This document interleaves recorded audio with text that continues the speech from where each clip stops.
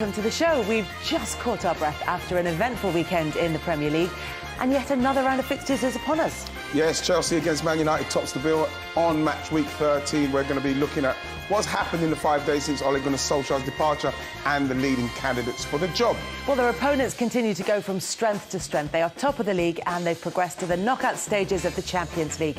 So how are Thomas Tuchel's Chelsea getting it so right? And later in the show, we've got a powerful documentary on Wolves striker Raul Jimenez and a terrible injury he suffered a year ago and his road to recovery. Joining us in the studio today are Tim Sherwood and making her debut, journalist and broadcaster Florence Lloyd-Hughes. First, though, Manchester United, who gave caretaker manager Michael Carrick a win in his first match as they progressed to the knockout stages of the Champions League after defeating Villarreal on Tuesday. Let's hear from him then. Here's Michael Carrick. I'll be honest with you, it's not an important result for me personally. It's an important result for the club. It's an important result for the players. Tonight's not about me by any stretch. It's been obviously an emotional few days, and the first person I spoke to when it kind of all happened was, and Ed asked me to do this role, was Ollie, to almost see what he thought about it, because I felt that was the right thing to do. So I had a responsibility. I have a responsibility to be here to managing the team, and I take great pride in that. So. Yeah, it wasn't about me tonight though. It was about getting through. It was a massive game. When you get to this stage in a group of a Champions League, and it can swing so easy both ways. So it was vital that we came here and got the right result, and we managed to do that. So I'm delighted. Really interesting to hear what Michael Carrick had to say there. I was very relaxed listening to him, and he seems very relaxed in that position. He's the... Right, let's get this straight, shall we? After the caretaker manager turned permanent manager was sacked, he is now the caretaker manager keeping the seat warm for an interim manager who's kind of come in ahead of a permanent appointment at the end of the season. Yeah. So how do you think the caretaker manager for the interim manager for the permanent manager did? Well, a win's always going to help you, but just the way you explain that just shows the chaotic nature in which everything's happening around Manchester United at the moment. You know, and even the game, you know, the two goals at the end is what Man United have been doing. You know, they've been getting saved right at the death. It's not like well structured, although I thought they played a little bit better in this game, but it's going to be interesting to see how they go moving forward. I mean, there's not too much that Michael Carrick could do for various reasons, one of them being that he was actually on the coaching staff, and then he didn't have that much time on his own to be able to put anything strictly in place. But he did make changes. Did you see changes on the pitch? Do you see, not just in personnel, but in terms of the approach? Well, I had to get better, Kelly, than... You know, the last three results, you know, I didn't think it'd get worse after the Liverpool game, but it certainly did. I think the footballing lesson, what Man City give them, and then they go to Vicarage Road, you think, oh, they're going to put it all right, you know, against a team who've just been promoted, can't win a game. All of a sudden, it was a capitulation, which was unforgivable, really. And after the scenes after the game were even more alarming for me. You got a manager in Ole Gunnar Solskjaer walking over and almost submitting to the fans there. Took a little bit of stick, and then you got Bruno Fernandes behind him saying, no, don't just blame him, blame the rest of us as well. So, I mean, Carrick made change. He's left out Bruno Fernandes. Perhaps he's got his eye on Chelsea at the weekend, because that's the huge football match where they need to bounce back in. But it had to be better, and it was. You know, they're through to the knockout stages. There's still a lot to play for Manchester United. That's why I can't believe this interim business and caretaker managers. Just go out and get someone. You're the biggest club in the world. Just go and identify a manager you want. There's not a manager, possibly. There's only two managers I can think of in the world of football, and that's probably Thomas Tuchel now and Pep Guardiola, which are untouchable. Anyone else, just go and get them. So Manchester United still looking for that manager. It makes things a lot easier that they are into the knockout stages of the Champions League, and that was the significance not just of their result, but also Atalanta's result in midweek in the Champions League. So they qualified top of their group, which gives them a great chance going ahead. In terms of this process of appointing managers, it does seem somewhat convoluted and very open. Yeah, there's not a lot of mystery to it. I mean, any time this season, especially in the Premier League, an opportunity's come up, people already sort of know who's the favourite. And we know that Tottenham waited what seemed like forever to get Conte, and it seems like United might go through the same process in order to get Pochettino, and they've had their eye on him for a very long time. Every single time this opportunity's come up, Pochettino's been linked to it ever since he left Spurs. So it seems like they're willing to wait. It seems like they're willing to pay any price. But how much longer they'll have to wait is, I guess, the real question. Yeah, and the situation that they find themselves in is one in which, say, for example, it's Ernest Valverde, the former Barcelona manager, who comes in as an interim boss. What if he does really well? Well, this is the problem they've got, because that's what happened with Ole. After Man United saying that they're gonna wait until the summer to see what happens, then obviously he done very well, and then they changed that plan, Edward Woodward, and they signed him. And even now, the amount of time it took to actually, in the end, sack him, you actually have to feel that was Ed Woodward, simply because he was the one who gave him it in the first place. Then he gave him a new deal not long ago. So it's like, I think that the fact that it waited so long to be is because Ed Woodward didn't maybe want to sack the guy he's not long ago given a deal. But then you look at the result against Watford, and it was something that just had to happen in the end. You know, it's really, how can I say, it's just for a club of Man United's size, for it to happen like it's happened, why didn't they do it? Why didn't they do it before, like Villa did, like Norwich did, so as they can have time and find somebody, instead of now, OK, Michael Carrick's going to do it till then, and if, like you say, if he does well, or if the next person does that well, Valverde, are they going to give it to him? Who is the plan? Is it going to be Pochettino? I think these questions need to be answered quickly, but when you look at the people who are still there, because Ed Woodward's still there in a capacity, like a consultancy, he's been in charge of bringing the managers in anyway. He's been in charge of all the so-called recruiting stuff and everything what's going on at Man United. So they're going to trust him to do it again. You've still got the same staff there with Michael Carrick and Mike Phelan and all these old guys. So what's going to change in the next till the end of the season? Yes, in the next till the end of the season. Yes, in terms of who is making this appointment, or this series of appointments at Manchester United, obviously it'll be headed up by Ed Woodward. Do you see, or do you have any concerns about the fact that he is the manager who put the previous managers in place, and that he is outgoing? Yeah. And there are reports that he might be extending his time there a bit longer, but certainly not across the tenure of a manager's contract. Yeah, you have to be concerned with the judgment of the decision makers over the last few appointments. The time what they left Ole Gunnar Solskjaer in charge for 3.5 seasons, won no trophies. If you're going to be a big club, and we all know how big Manchester United are, use Chelsea for example. I mean, there would have been an opportunity during the 3-year period to go and get Thomas Tuchel if they were Manchester United. Now look what he's done to turn around the fortunes there at Chelsea. But they're ruthless. They're ruthless as a club. Roman Abramovich doesn't suffer any fools. If you're not winning after a year there, you go. And he goes and finds someone else. And I'm not suggesting you don't give managers time, because I think you have, but you have to see a certain improvement. I don't think we saw that with Solskjaer. So they should have made the decision earlier, and they should have someone lined up. I mean, like I say, this is the biggest club in the world. Go and get whoever you want. It's easy to go and get a manager. It's a lot easier to get a manager than it is to go and get a player. Because if the manager goes to the owners and says, I no longer want to be your manager, I want to go to the biggest club in the world in Manchester United, then the owners cannot force that manager to stay. They can, but the fans will turn against them. It'll be a toxic atmosphere. Get the compensation and let your manager go. And that's exactly what will happen. If it's going to be Pochettino, that's exactly what happened at PSG. Now, the only thing I would suggest with Pochettino is he's got a real dilemma here, because everyone always fires the same accusation at him. You haven't won. He's won a cup last season. He will win the league if he stays at PSG this year. They're 11 points clear with the best players. Now, is it a huge achievement? Well, I'll tell you, maybe not. But I'll tell you what it is. It's a box-ticking exercise for Pochettino, and stops people pointing the finger at him, so you haven't won. He will win this year, but does he stay to win, or does he go to Manchester United now? I think the lure of the Premier League is too great for Pochettino. I think if they make that approach, they will let him come, and Zidane will go into PSG, which suits him, managing the Galacticos. He's done it before at Real Madrid. So if Poch's your main man, go and get it done now. They stalled on it, like Wright is suggesting. Conte was available. They obviously didn't want Conte, or they didn't think they was going to have to make a change with Ole Gunnar Solskjaer. Daniel Levy acted, made a decision, acted, gone and got Conte, stole the march on Manchester United. Even with the best squad clearly in the league, does he learn anything, Pochettino? Does he bring something new to the Manchester United job if they wait until he's won that league title before they bring him to the club? Is it just as an experience, will he be slightly changed person? No, not at all. It's just for his own personal point of view that he actually says that he's won. I mean, he's halfway to achieving that. So, no, it won't make him any better. And he's got a big question. That's a real dilemma for Poch. Does he leave? Does he come?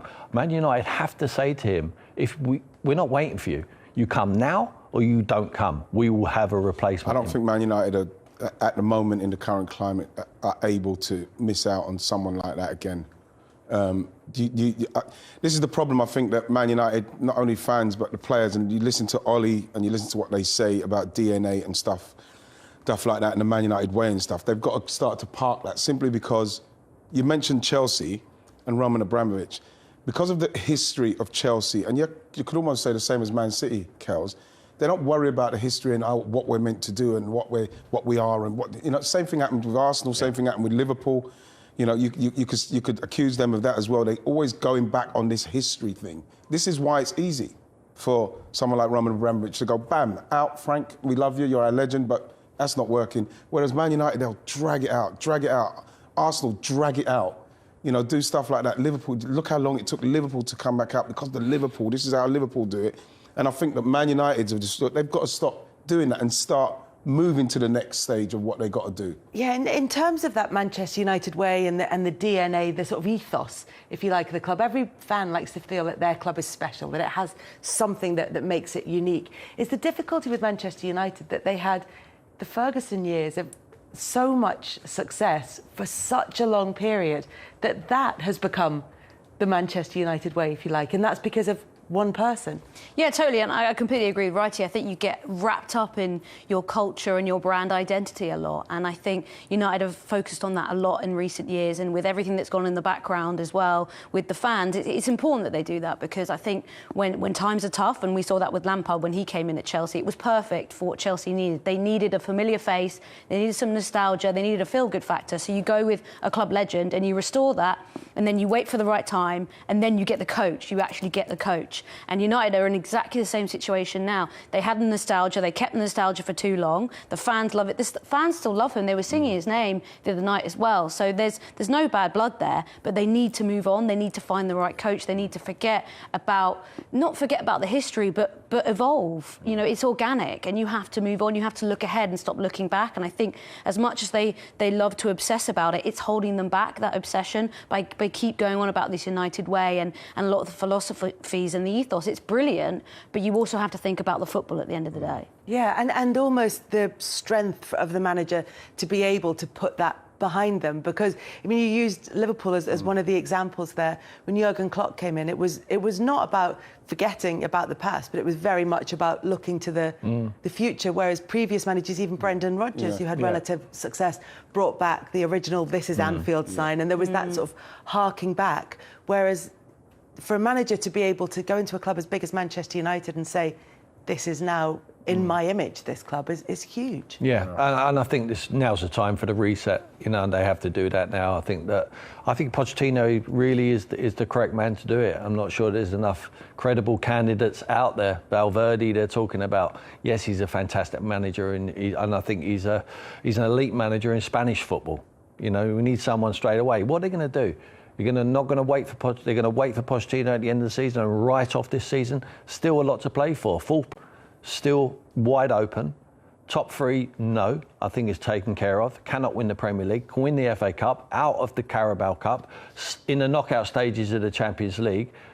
I don't think they can wait. Just go and get someone now. This interim manager and the caretakers are absolute nonsense. You've got a man in there now in Michael Carrick who's singing off the same hymn sheet as Ole Gunnar Solskjaer. He walked very closely to him. What is he going to change between now and the end of the season? If you bring someone in, I think it's a short-term period. You either keep Ole Gunnar Solskjaer there, which they haven't done now, or go and get your man. And I think that otherwise it's going to be a laughing stock. You say that, but with Valverde and the way he was at Barcelona, they weren't too keen on him simply because it was quite rigid, it was quite defensive, it was quite solid. And I think that's what Man United probably needs, something like that. If it is him, they need to be, for me, singing off of, like you say, the hymn sheet, but standing off of a foundation of somebody who makes it all stable. So as then the offensive players, can go on and get on with it. They need structure. They need somebody like that. Who it might not be suitable to the Spanish game, especially Barcelona. They just want to be entertained with great stuff because of what they're used to. But someone like him to come in, knowing that, listen, we are definitely going to be getting somebody else if you come. So if you want to come and manage Man United until the end of the season, have that on your CV, brilliant, but we are looking for someone else. Then it's up to that manager to say, well, I don't want that. But they do need somebody who's going to come in, understand what's happening, and Man United not change the goalposts themselves by saying, we're going interim till the summer, we make a decision, and then change your mind halfway through. You can't do that. You've got to tell somebody you won't be the manager. We're not going to give it to you after this because we've been bitten by that one. And so as that manager knows. So he's going to be coming in there and he's going to know that, well, I'm just literally advertising myself for someone else because I can do a good job at a club of Manchester United's size. So if Pochettino is the right man for Manchester United, will it happen? Does he want to go? When will it happen? The man with the answers to all of those questions joins us now. Julien Laurent. Jules, I've set you up with some quite big questions there. So, first of all, is Pochettino interested? Yeah, hi, Kelly. Hi, everyone. Massively. I mean, it's no secret that even when he was at Spurs, the United job was very much a dream job for him. So it's still very much the case. I think that's been made clear by his people, his entourage. We're ready in both sides of the channels, in France and in England. So that's the fact. He's in Paris. I mean, the irony was that he was in Manchester on Wednesday night, of course, but he's the PSG manager right now, not completely happy with what he can do in that club and how things have been going on for him since he arrived almost a year ago. And I think that he would be ready to go to United as early as today, really, if given the opportunity. How from PSG's point of view, would that play out? Would the resistance be from them not wanting to make that change at this stage? Not really, Kelly. The only thing is, and they've been very clear, if they find a replacement and someone, not just Bob or Phil or whoever, but someone they really feel is the right guy to take over Pochettino, if they find that replacement now, then I think if United really want Pochettino and come for him and are ready to pay compensation because he still has, let's not forget, 18 months on his contract in Paris. And if Pochettino asks to leave and wants to go and is not happy anymore in Paris and doesn't want to be there, then I think PSG will open the door. Does that mean that it will happen this week or next week? I'm not so sure. Maybe more in the summer. But if, for example, Zinedine Zidane, who is very much the guy that the PSG hierarchy has in mind to take over Poch, if Zidane said, okay, I'll come now, I'll take over the team and for the next 2.5 years or whatever, then I think this would be huge for Pochettino then to go to United. It's easy to see the fit between Zinedine Zidane and PSG because of his experience in managing the Galacticos of Real Madrid and having such incredible European success with them. What's the fit, do you think, with Pochettino at Manchester United? That's a really interesting one because you're right. Zidane, the pragmatism, PSG, the front three, Neymar, Messi, Mbappé, all that we can see.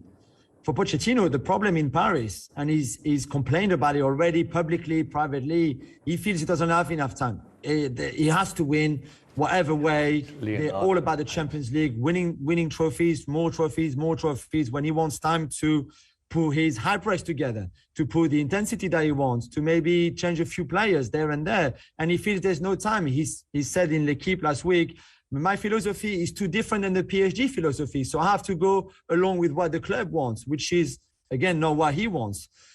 What would be like at United? I think at United, you have to win. I'm not sure you will have 2 or 3 years to put in place together and then think about winning.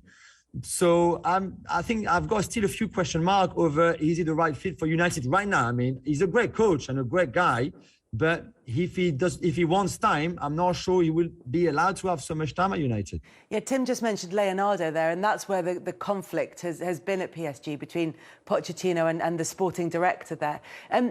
Is that an indication of how he may interact with the Manchester United hierarchy, do you think? It's It's a difficult one, Kelly, because Thomas Tuchel had the same problems with Leonardo and people before him as well. I think Leonardo might be the problem more than whoever is on the bench in Paris right now. And then Tuchel, so far, certainly at Chelsea, has no problem with Marina Granovskaya or Peter Cech or whoever is involved with him on transfers. So for Poch, it might be the same. He might go over to United and work really well with Ed Woodward if he continues a little bit more with Richard Arnold, with John Murtough, with Darren Fletcher, whoever is involved in transfers and planning and that sort of sporting director role, it might not have a problem. But it's true that with Leo, it is a bit more difficult. They don't really see eye to eye. I think this is an issue for Poch. Poch likes having control. He's not a control freak per se, but he likes having control. He likes being involved, ask on what to do, where to go, what direction. And I think in Paris, he feels that's not really the case. And that might be more the case in Manchester.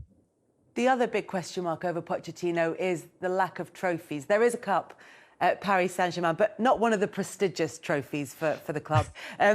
Tim was sort of making the point earlier, this might be a personal thing for Pochettino. He might want to have that league title under his belt before he moves on. Yes, and you can see why he could also see, listen, I'll see this season out in Paris. I work with Messi and Neymar and Mbappe as hard as it is, I think, and we saw against City, this is a bit of a dysfunctional team that maybe is not too easy to manage. And think I'm going to move then to United in the summer. They're going to wait for me. They're going to have this interim coach. I agree with Tim. I think it's a crazy idea, but hey, that's what they want. But United will still have to pay PSG compensation in the summer. So if you really want Poch and you believe that Poch is the right guy, go and get him now. And I'm sure they can find a solution if PSG find a replacement. But for Pochettino, yeah, you win Ligue 1. But on the other hand, you could have a car crash in the Champions League because PSG are qualifying for the last 16, but they can have a tough draw and they're out in the last 16 and he does worse than what his predecessors have done in Paris in terms of the Champions League for the last few years. And that wouldn't look good for him. So maybe the best option is to actually go now. Don't have to work with that front three that looks unmanageable at times and move on to United and bigger things.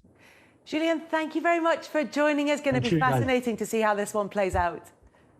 Thank you very much to Julien Laurent. It is just so complicated, even that one move. It's, you know, as you said, you would think if you're Manchester United, you can go and say, we want that manager, and then we're going to pay the compensation and we'll bring him in. Yeah. But there are all the different factors that come into play. Yeah, but I do to a certain extent agree with that, with Man United. Make it known that's who we want. So whether if it's going to be interim, then Michael Carrick stays until the end, and if it's going to be the summer, then he can do it. And if he does come in now, then he comes in and he brings all these people in. But I don't think being a manager of PSG causes you any problems in respect of your managerial career. Like, look at Unai Emery, you look at Thomas Tuchel, and now Pochettino, with the problems he's having at that club with what he's got to try and do to manage it. It seems like a massive poison chalice to me. I think that he'd be perfect for Man United and what he wants them to do. Be interesting what he does. Obviously, he's still got Cavani there, he's still got Ronaldo there, and how he wants to play. But I think he organises that Man United side and they start to do stuff differently. Yeah, and we're talking about Valverde potentially as because he's the name of the handful of managers that they're looking at that's come to the fore. But you were talking about the sort of organisational capacities that he has. For Pochettino, is he a good fit for Manchester United in a different way? I think he's a perfect fit for the long-term project. I think he'll sing off the same hymn sheet as them, and also he'll be very demanding to the players. He'd get the best out of the individuals. We saw what he'd done at Tottenham. He took them to the Champions League final. You know, not so long ago, played at a very high intensity, got the boys fit, got good players, world-class players, in some of them, not too many there, but improved them. Made them run around, made them work out of possession, which Man United players are actually not doing at the moment. Just want to play when the sun shines and no obstacles in the way. Too many of those. He will get a team. He will make the team better, and he will make sure it's about the team and not the individuals. That is why he's having. That's why PSG. That's why Tuchel struggled there, because they play as a group, as individuals. Now, when players are actually not doing at the moment, just want to play when the sun shines and no obstacles in the way. Too many of those. He will get a team. He will make the team better, and he will make sure it's about the team and not the individuals. That's why he's having a struggle at PSG. That's why Tuchel struggled there, because they play as a group, as individuals. Now, when you listen to Julian there, and what we're just throwing it around, Zidane is a perfect fit for them. He's a perfect fit now. It almost fits perfectly. If he wants that job, I think that paves the way for Pochettino to leave and come to Man United now. Not at the end of the season, now. Because managing Galacticos is what he did. The pragmatic style of how he managed, where he's got a solid base and he let the three up top just go and win you the game, it suits the group of players. He's done it before. Parisian himself. I think it's a perfect fit. The more you think about it, I think go and make contact with them. It's up to PSG to make contact with Zidane. It will pave the way for Poch to come to the dream job, which is Manchester United. The only dilemma is the one I keep going back to. He would want to stay just to tick that box of, I've won the domestic league. Because he's going to come to Man United, and I think he'll be a success. 100%, I think it gives him long-term and short-term success. I would say, though, the only issue is Pochettino being a great long-term option for United. United don't think long-term about these things. Are they suddenly going to change that mindset? Well, they did with Ole Gunnar Solskjaer. Well, they did with Moyes, but they keep changing their minds. At the moment, the transfer policy as well looks like short-term fixes. But if you want short-term fix, they missed out on your man for a short-term fix. You know, they should have acted and got Antonio Conte. He never spends more than 2 years at any club, and he always wins. And he don't just win a Mickey Mouse Cup. He goes and wins the domestic league. Now, and they throw money at it. Man United are not short of money. They can't point the finger at Ed Woodward and the board of directors and the owners, the Glazers, and not spending money. They spend an absolute fortune. He would have been a perfect fit for the short term. You think, Tim? They stalled on it. He doesn't play. Conte, he'll have Bruno Fernandes. He doesn't really play with a 10. Forget how they're playing. We talked about throwing the philosophy out the window, didn't we?